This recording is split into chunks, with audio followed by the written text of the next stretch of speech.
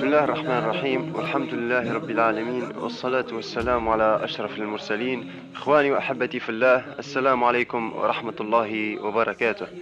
مرحبا بكم أحبتي في الله. في هذه الدقائق القليلة حابين نحكي شوية على شخصيتين وقصة هي عظيمة جدا والله أحبتي في الله. هي تحكي على زوز عباد، ثم شكون اسمه لون وشكون اسمه نابليون. هذوما سبحان الله كانوا معناها على غير الإسلام، وكانوا يغنيوا الراب سبحان الله. كانوا مغرومون معناها كما تعرفوا، كما نراو حاجات ذي نراوها ساعات في الشباب نتاعنا هنا في تونس. معناها يحب يغني الراب، يحب يلبس الكسراول معناها الفضفاضة، يحب معناها يبدا عنده الفلوس، يبدا عنده الكراهب سبحان الله. فهؤلاء معناها الإخوة لون ونابليون ربي سبحانه أهداهم وأدخلهم إلى الإسلام، فخرجوا سبحان الله من تلك الشهوة التي هي الآن عند شبابنا إلى الإسلام، والتزموا بالصلاة وبكل شيء. فنخليكم أحبتي في الله مع أخونا نابليون باش يحكي لنا كيفاش كانت قصته، وإن شاء الله ربي يوفقنا وإياكم يحب ويرضى. In my short life, man, I experienced a lot of things out there. Flown on private jets, albums that sold over 40 million copies worldwide, shootouts, street fights, club fights, whatever you name it, been there, done that. Man, I experienced the ups and downs of this fast life. So I want to share with you my story, this Napoleon, life of an outlaw.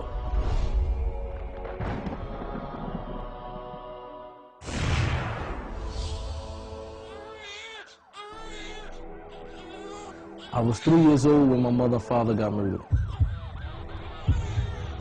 After the murder of my parents, me and my brothers, we was in the house with the dead bodies for 24 hours. And I remember as a kid that I was biting my mother, trying to wake her up.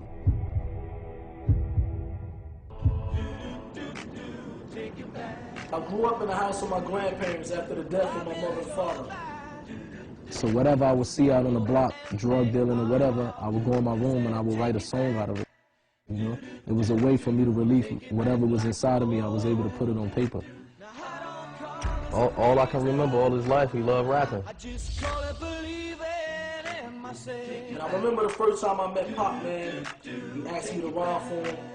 I rhymed for him, we hit it off, and the rest is history. He got close with Pop. He looked at Pop like a big brother or a father figure, you know, someone to look up to. Muta was, him and Pop were bonded real tough.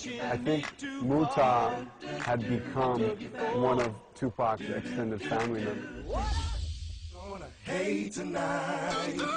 Before was a very fast life, man.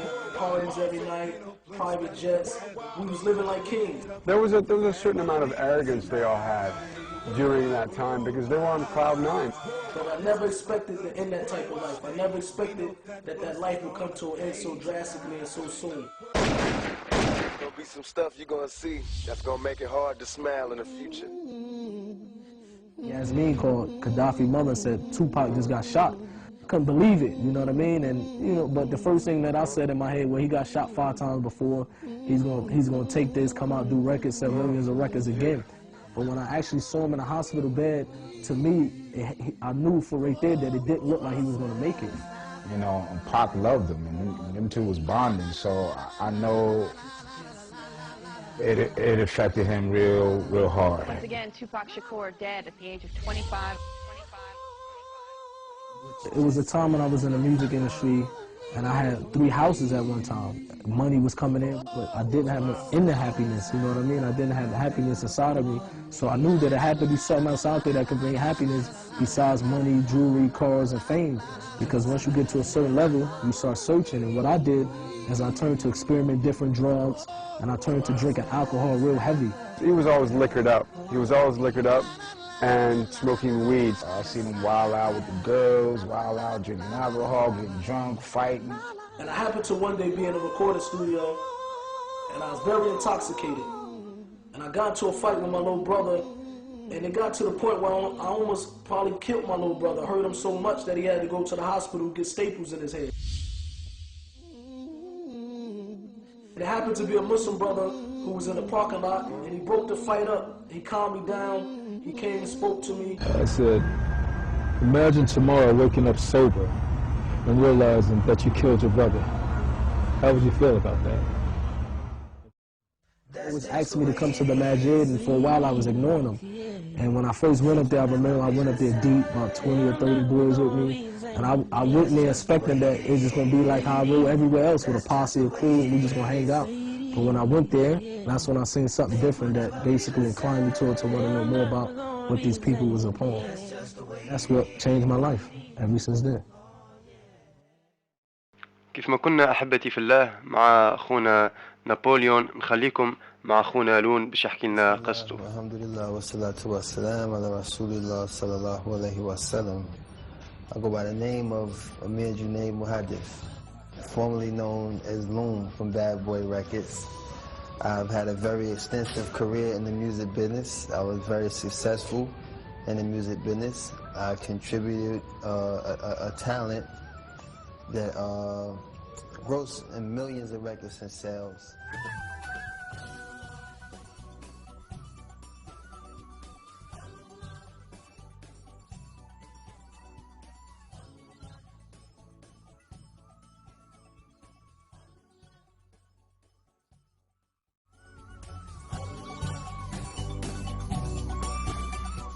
And I was able to reach a very vast audience all around the world.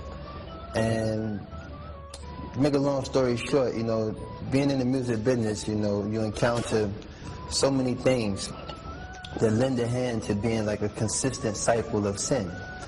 Something that is very, very repetitive and very consistent, but the grand finale or the ending is really no benefit. And I started to find myself, you know, running into this understanding. And as time went by and I continued to practice this method of sinning in terms of doing music and indulging in the lifestyle that comes with the music, I found myself being very depressed and very discouraged because I felt like I've invested so much of my time and so much of my life and my energy into something that, you know, ultimately was, you know, going down an avenue that had a dead-end sign. So being in the business where you're not really, you know, able to express this emotion because you're in a competitive environment and you don't want the competition to see that, you know, you're struggling. So I guess internally I was oppressed and I was trying to find a way to seek refuge in something greater than me, something greater than the business that I was in. And I actually did a record that was successful. I did a record with a Lebanese artist by the name of Masadi. He hails out of Canada. And to my surprise, because, you know, even as a successful artist, I never expected, you know, any music that I did would propel into a market such as the Islamic market or the Muslim world. Because we kind of, as entertainers in the West or in America, we kind of look at our success ranging in places like the United Kingdom, North America, South America, Europe, things of these nature. So for this record to be successful in the Muslim world, and me being able to be invited to perform this song in the Muslim world, happened to be the greatest experience and greatest transitional phase of my whole life. I visited countries like Muscat, Oman, Abu Dhabi, and Dubai. And through the course of my travels and through the course of performing, and, you know, once the shows were over, I started to pay more attention to the surroundings. I started to pay more attention to the environment that I was in and the culture that came with the environment. And as you know, in the Western world, we have a very one-dimensional perception of Islam, and we have a very one-dimensional perception of the Muslim. So on this journey, I was able to see firsthand the extreme difference, not only in Islam, but in the Muslim. Hands-on, my own experience, with my own two eyes, I've seen something that was so, like, different from what American media, you know, expresses in terms of the Islam and the Muslim, and I was drawn. I gravitated to this understanding. I would hear certain things like the adhan, which is the call to prayer. I heard the call to prayer being recited and, actually seeing the Muslim make salat, meaning the prayer, and all these things, combined, played an enormous, gave an enormous impact to my heart. And for the first time in my life, I saw a people who were humble. I seen a people who practiced peace. I seen a people who collectively, 24 hours a day, constantly engaging in acts of worship to the one true creator.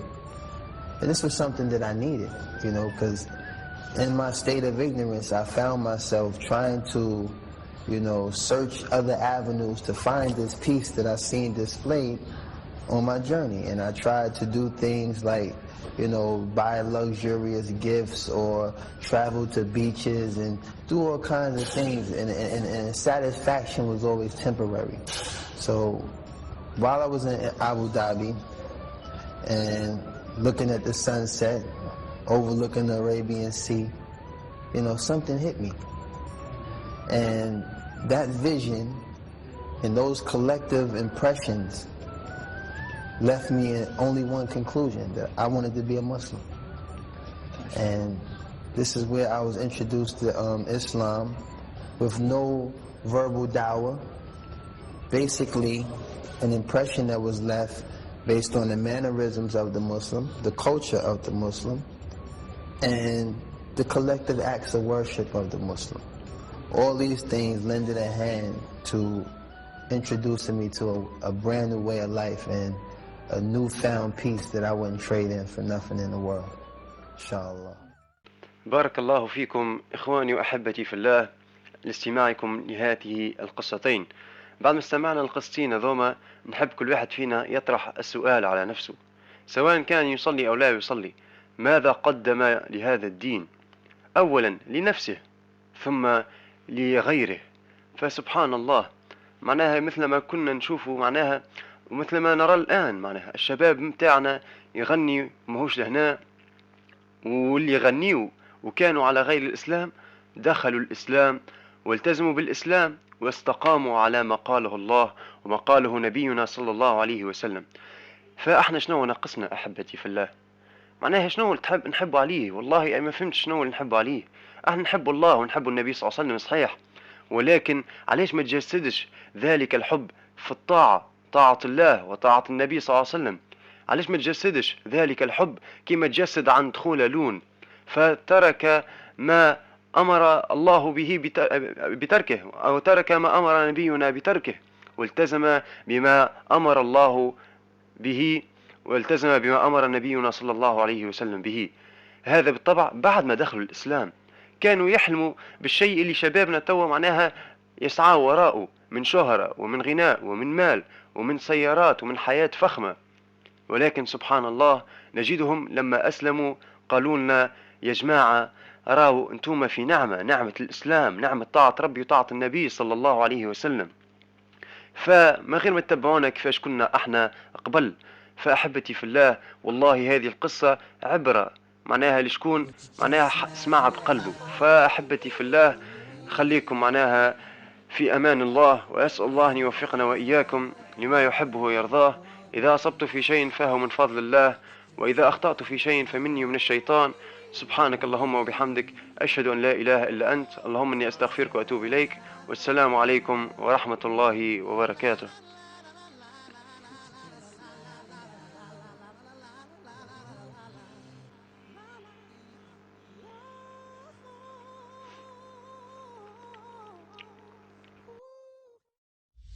That's just the way it is.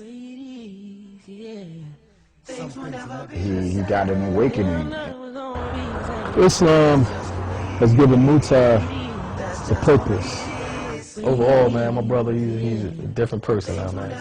I think Napoleon has changed in a way where it's beneficial to the children, beneficial to himself, to his family, and to his friends.